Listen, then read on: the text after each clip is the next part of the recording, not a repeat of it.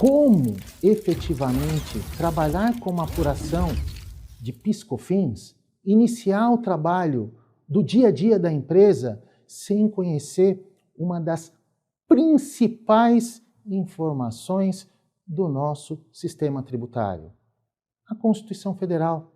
Então é importante que antes de iniciarmos qualquer atividade com relação à apuração do PIS e COFINS, é importante que a gente tenha essa informação de como funciona o sistema tributário. Você, aluna, você, aluno, periodicamente, seja em matérias de jornais, sejam até mesmo em conversa com os colegas de trabalho, escutam, vivenciam questões em que determinada cobrança pode ser inconstitucional ou ilegal, mas como efetivamente esses profissionais identificam que essa cobrança pode ser inconstitucional ou pode ser ilegal?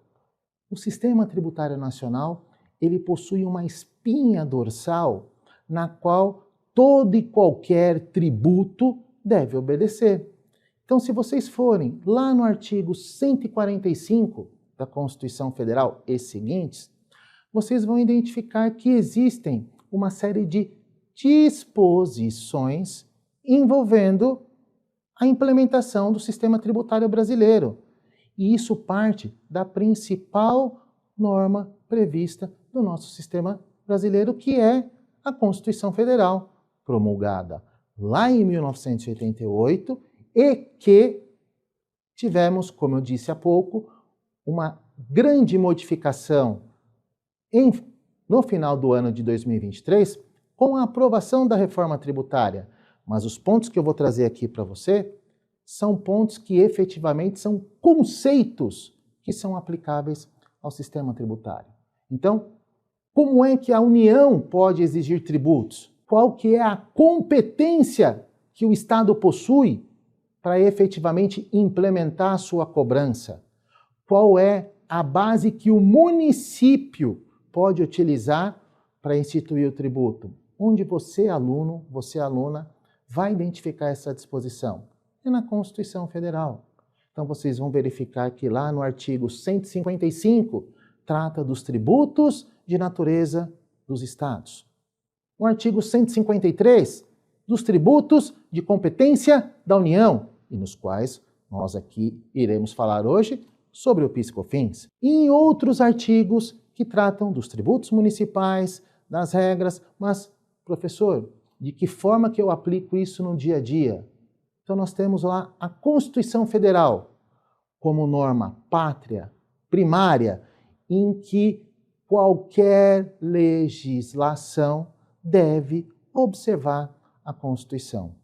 No caso da existência de uma legislação que não observe a Constituição, aí vocês vão avaliar o termo que se usa no meio tributário, jurídico, empresarial.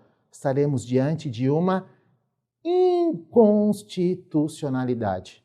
Ou seja, estaremos diante de uma disposição que contraria a Constituição Federal. No caso de uma disposição que contraria uma lei, nós estaremos diante de uma ilegalidade.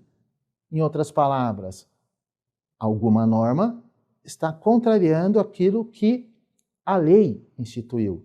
E onde teremos essas disposições? Reforçando, lá na Constituição Federal. Então nós temos aqui como norma primária a Constituição Federal, como normas secundárias, quando há necessidade de se alterar o sistema tributário, qual é a primeira norma que eu preciso efetivamente promover a alteração? É na Constituição, por meio de uma emenda constitucional. E nós temos um exemplo aqui muito recente dessa situação, que foi a aprovação da reforma tributária.